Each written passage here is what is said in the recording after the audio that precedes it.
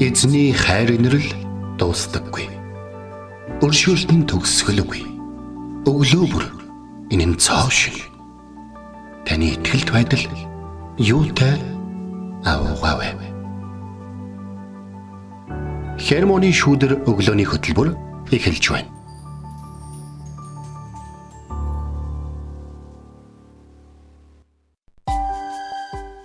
Өглөөний минь. Өглөөний минь төргий. Итгэл радиогийн эфирээс Хермоны шүүдэр өглөөний хөтөлбөр эхлэхэд бэлэн болсон байна.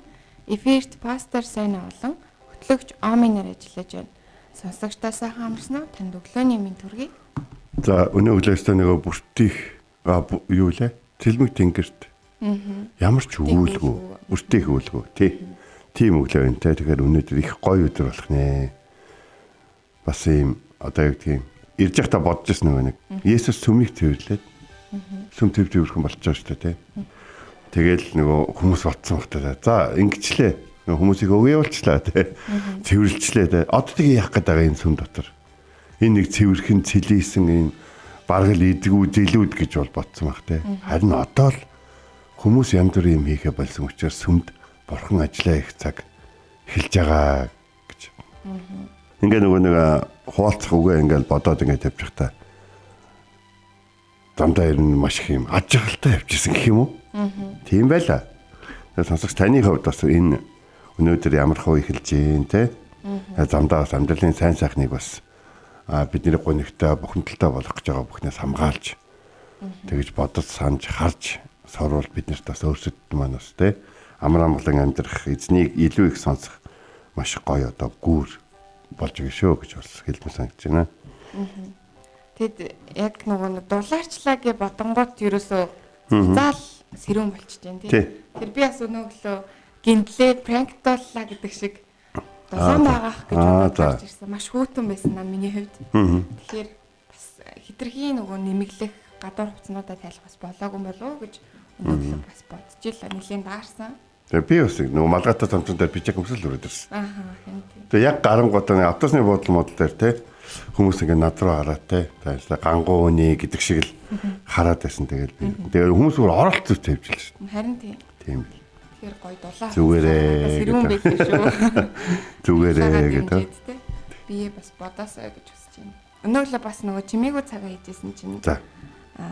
Нөгөө нэг инжирийн модыг хараадаг нөгөө Иесус явж байгаа. Нөгөө үр жимсгүй байсан тэр модыг хараад байтлаа. Өнөглөө уншаад. Тэгэд би ер нь энийг айгүй мод гэхээсээ илүү өөртөө айгүй дүүцүүлж боддог байхгүй юу? Тэр мод үр жимсгүй байсан шиг миний дотор тийм үр жимс байхгүй байх үү дээ. Эзний өмнөд үр жимсгүй байх үү дээ гэдгээс жоохон имиж одоо бодох дуртай гэх юм уу?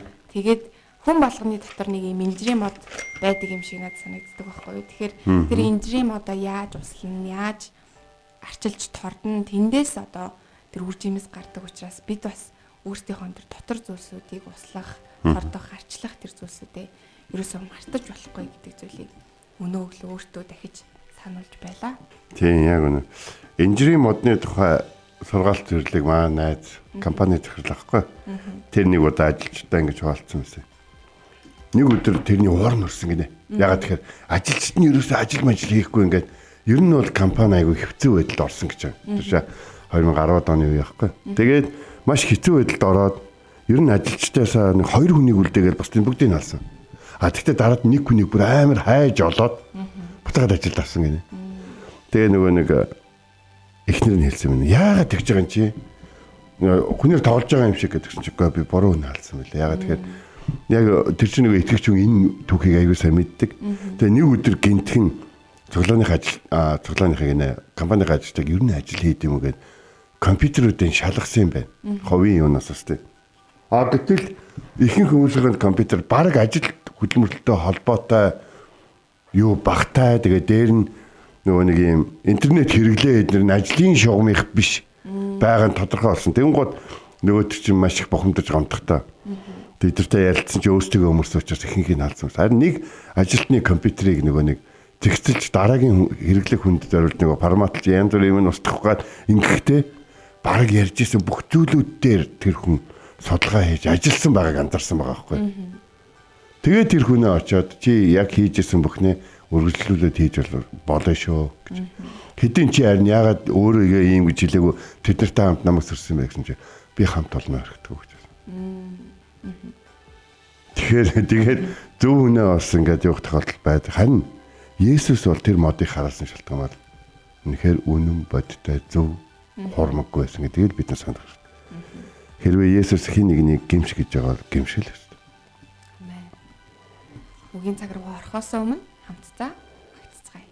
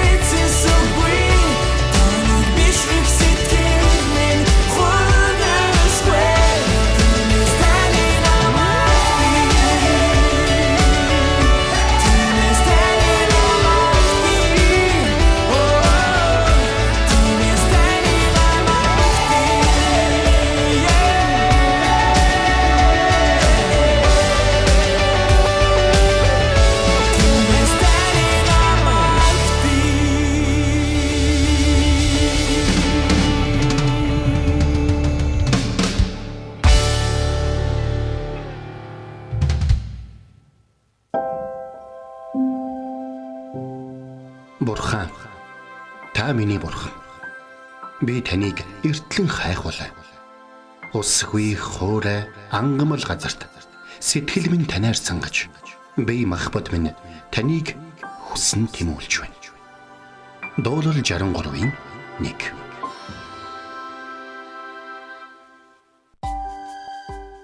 За, өнөөдөр бид нар хамтдаа Матай номын 21-р бүлгийн 14-р ишлэл.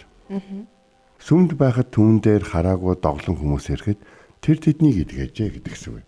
Өчигдөр бид нар нэг хоолцсон зүйл юу гэхээр Есүс миний гэр бол залбирлын гэр гэж нэрлэгдэх болно гэсэн бичээсийн дагуу сүмийг залбирал хийхгүй бас бусдыг залбирахад цаад болж байгаа.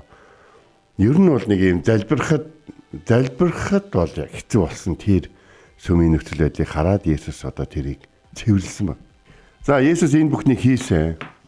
Есүсийн хийж байгаа зүйлийг хараад зарим дагалдагчид ийм үгийг сансан гэж Лук номдэр бичсэн байдаг.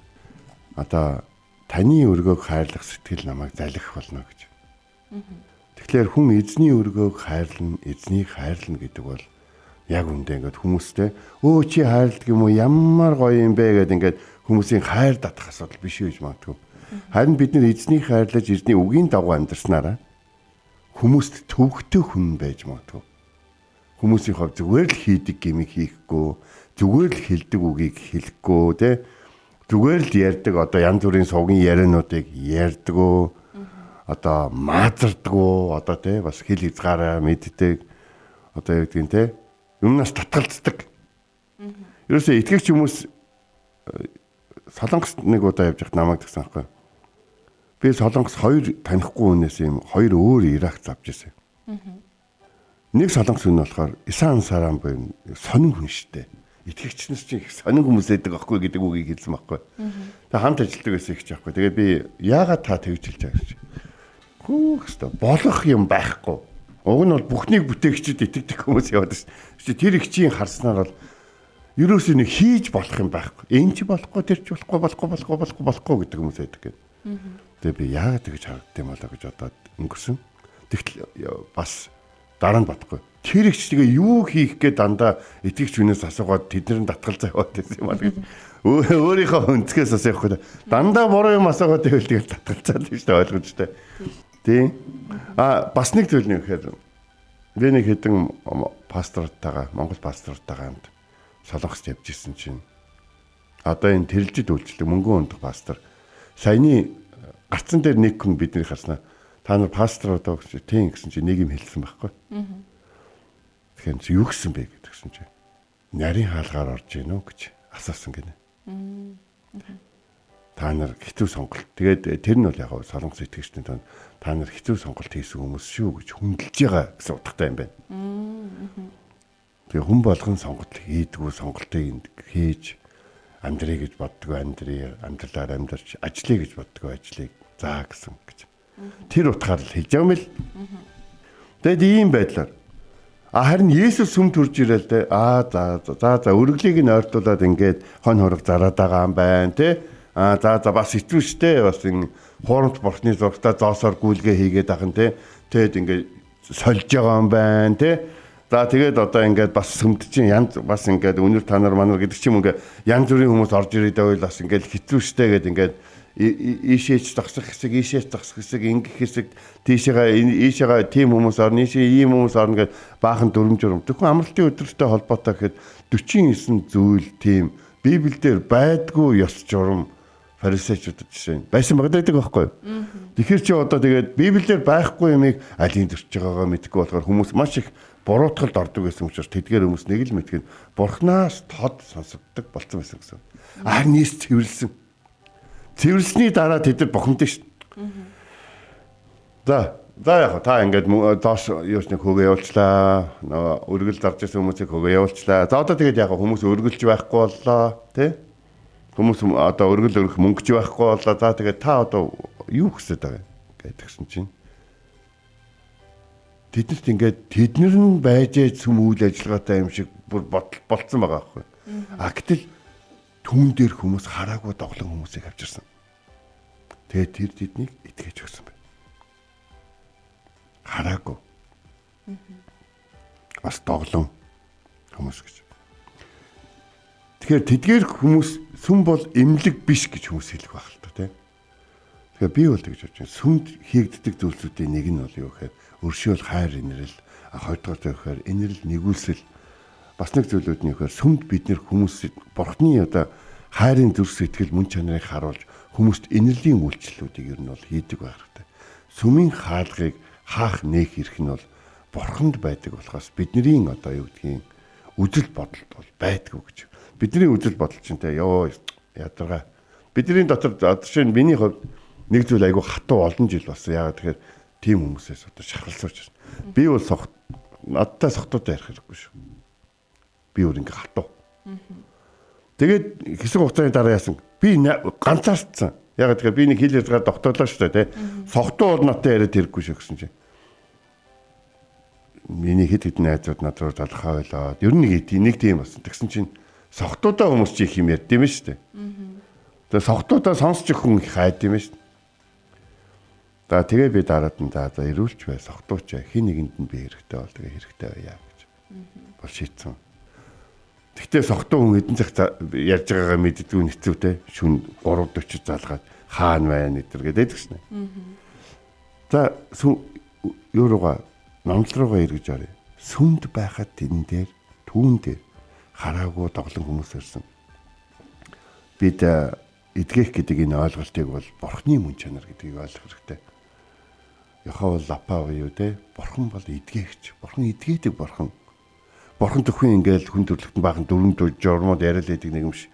Тэр дөрвөн журам дотор нь хүнийг эдгээх хүсэл өвдөхгүй амьдрах одоо юу гэдгийг чиглүүлэг те амьдралын химай бүх зүйлүүд байгаа штэ. Тэгээд хэрвээ хин нэг нь үнэхээр өвдөх юм уу эсвэл бэртэж гэмцэн ингэсэн тэгсэн бол түүнд ямар хандах талаар Библиэр олон зүйлүүд байгаа штэ. Хүмүүс өөрсөдөө хамгийн амар төвөггүй тийм сүмийн үйл ажиллагааг зохион байгуулад байдаг. Гэтэл бурхан болохоор хамгийн асуудалтай, хамгийн хэцүү, хамгийн хүнд хэцүү байгаа хүмүүсийг над дээр иргээд эмтэрсэн төрхтэй над дээр өвдсөн юм. Над дээр тэ би над руу ирсэн үнийг хэдэж түлхэд зайлуулахгүй ирээрээ. За тэгээд бидний баг багт гинэ нэг анх итгэгч болж байхад доолдог гэсэн хурдан эргээд ирээрээ гэдэг нэг дуу байдаг. Хурдан эргээд ирээрээ. Хийсэн гимчин үнэхэрийн асар хүнд том боловч их эзэн уучлахгүй гэж үү. Хурдан эргээд бидний эзэн өдөр бүр чамайг хүлээж байна та. Шүн болгон үүд хаалгаад илгээд санаа сэтгэлэн зовнон төөрсөн хүүгээ эргэж ирэхийг өдөр шөнөгөө хүлээж байна. Хурдан эргээд дуулдаг байхгүй. Тэгэхээр энэ хараагүй болсон хүний талаар бид нэг ном дээр үзсэн шүү дээ. Чи юу хармаар байна? Би чамд юу хийж өгөх вэ? Би дахиж хармаар. Би дахиж харахтаа зөв хармаар байна гэдээ гуйсан гэж. Тэгэхээр тэр хараагүй хүмүүсийг Есүс эдгэсэн гэдэг чинь хараа оруулсан гэсэн. Өнөөдөр мөнгө солих, янз бүрийн өргөл өрөх, тийм үйл ажиллагаа өдөр тутам явж итэл нэг цуглаан дээр хүн хараа орно гэдэг чинь. Доголж насан туршдаа доголж явж хүмүүст доглон учраас янз бүрийн хөдөлмөрийн зах зээлээс хасагдаж, халагдаж одоо дорд үзэгдэж явсан хүн эдгээд боцно. Нэг нь хараад боцно, нэг нь цэг алхаад боцно гэдэг чинь ямар гайхалтай хайр инэрл тэнд. Энэ хоёр хүнээр бас юм зөөрлүүлж ярьсан. Энэ хоёр хүнийг ингээд олон янз бүрийн өвчтөн эдгэсэн байж энэ хоёрыг бичиж үлдээсэн шалтгаан нөхөө. Бид нэр ер нь эзний сүмийг зөвөр харж чадгаа байт юм шүү. Бид нэр ер нь эзний хүндэтгэл мөрөглийг зөвөр харж чадгаа байт юм шүү. Бас бидний итгэлийн амьдрал ерөнхийдөө жоохон доголдсон юм биш үү? Тэгээд хэрвээ бид зөв харж цэг алхахыг хүсэж явах юм бол бурхны өргөөг тэр ариун нандин байлгах нь чухал гэдгийг бол эндээс бол хэлж байгаа байхгүй. Тэгэхээр бид бүгдээрээ ойлгоод байгаа. Нэгдүгээр түүн дээр хүмүүс ирсэн гэж хэлж байна. Тэгвэл сохор доглон хүмүүс урд нь яагаад ирж чаддгүй байсан юм бол яагаад гэвэл тэд нар саад болох зүйл аягүй их байжээ. Чи өргөл рүү хэдий хийж байгаа юм бэ? Чиний авчирсан өргөл чинь хаана байгаа юм бэ? Тэ? Одоо юу гэдгийг тиймэрхүү зүйлүүд мөлөд ч юм уу. Тэ чи ер нь энэ сүм ингээд хүмүүст үйлчлээлээ энэ сүм ингээд байртай халуун устай одоо тогтой тэ тэгээ одоо юу гэдгийг энэ сүм чинь одоо юу гэдгийг машинтай байртай учраас одоо нүүрс түлээ хэргэлдэг тэ чи энэ сүмд ингээд ер нь хэрэг өргөдгийн оролцдог юм уу те. Оролцдоггүй байж ийм байж тэгээд ингээл чи дандаа л ингээл миний төлөө тайлбарч өгөөч гэл миний төлөө ингэж өгөөч тэгж өгөөч гэл явж явах юм. Тэгээ бид нар өргөдөг одоо үйлчлдэг одоо оролцдог хүмүүстэй үйлчлэмээр байна гэдэг ч юм уу. Тэгж хэлж буруудж ирсэн хүн ч гэсэн байдаг байхгүй. Эзний сүмээрээ л байг. Эзний зарцаараа л бай. Харин бурханд хайртай, бурхны хаанчлалд тэдээсэй гэж хүсдэг юм бол та зөв харж цэг халахж яв. Та харж чадахгүй, та бас одоо тэ цэг явж чадахгүй байж эзний өргөө бас эзний өргөнд хийж байгаа эдгэрэл болоод эзний гайхамшиг тайвшруулал авралыг эсэргүүцээд авах юм бол эзэн бас таныг эсэргүүцэх болно гэдэг үг Библиэлд бичээтэй байна. Тэдгээр хүмүүс өнгөрсөн бүтэнсээ өдөр нэрээд яагаад эдгэрээгүй юм бол тэр өдөр Есүс тэнд байгаагүй байхгүй. Тэгэхээр Есүсийг байгаа үед нь бүгдээрээ эдгэрэл чөлөөлөлт амар амгалан авралыг хүмүүс авах боломжийг чуулган дээрээ нээж өгцгөөё.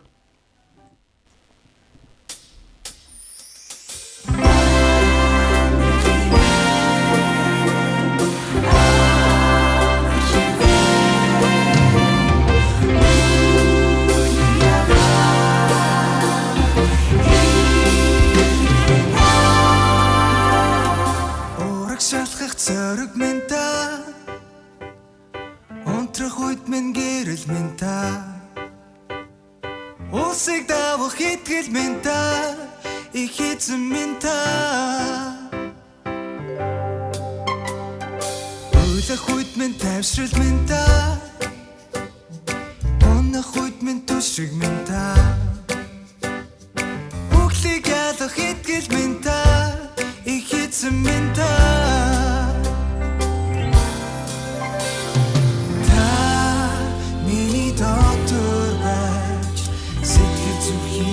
сэргээд та амьдралын минь туш миний замыг гэрэлтүүлнэ та зүрхний минь хүслийг өгч өргөж шалгах хүч минь болсон та миний аврагч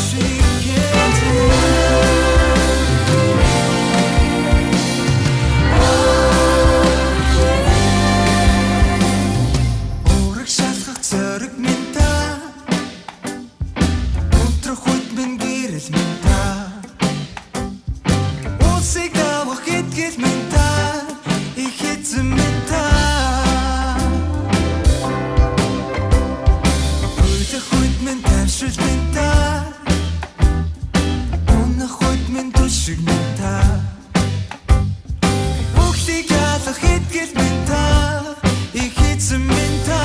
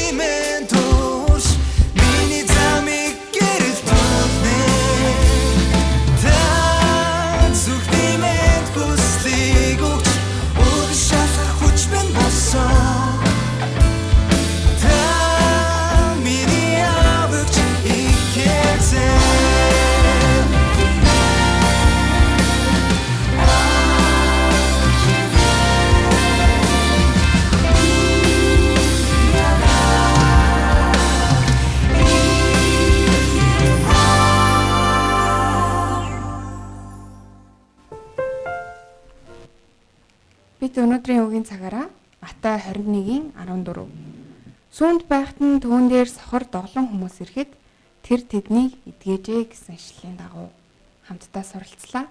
Тэгээд бид сохор доглон бие махбодын хувьд тийм төдийг юу бид нар бас сүнсэндээ дотроо бас ийм болсон сохор болсон байх магадлалтай учраас дахин нягтлах бодох мөн тэр хүмүүсийг эзэн хүлээж авсан шиг бид бас бие бинийгээ ямар нэгэн ялгуур үзэлгүйгээр хүлээж авах бие биедээ хайрын үндсэн дээрээс хандах тэдгээр зүйлсүүдийг дахин сануулж өглөө. Тэгэхээр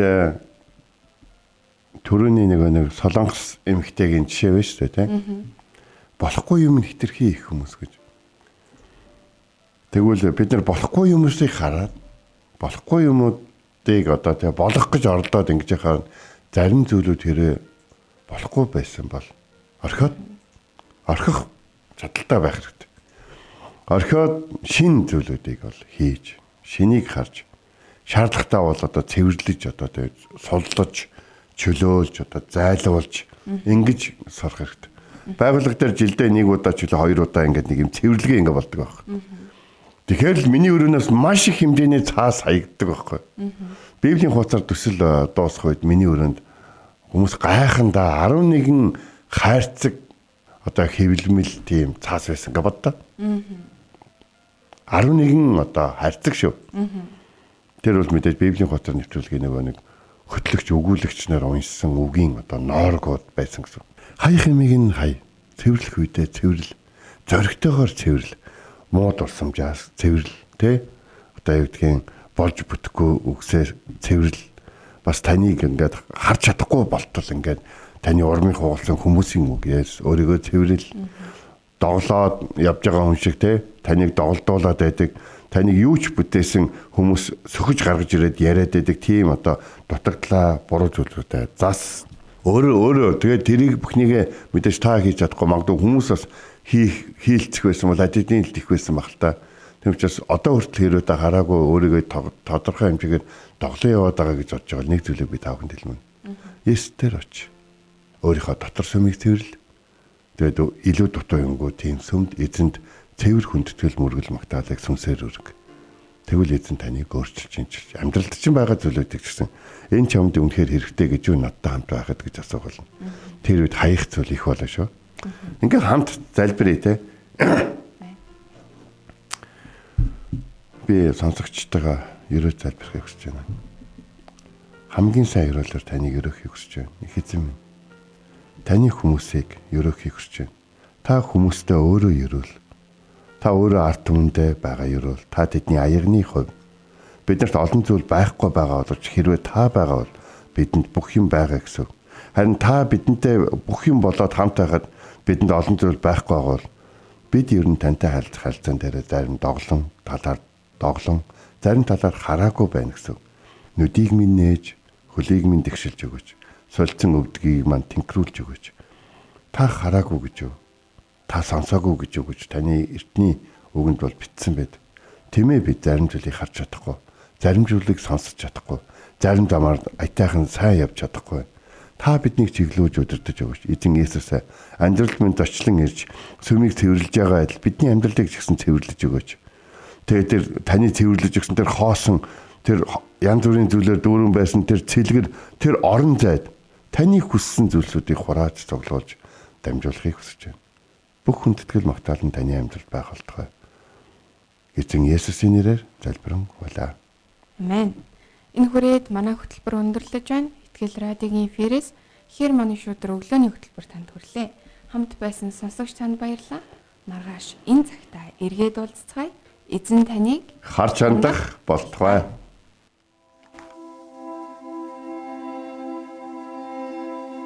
Эзэн зүрхийг чинь бурхны хайр ба Христийн төвчөрт чиглүүлэх болтугай. Хермоны шүдэр өглөөний хөтөлбөр танд хүрлээ.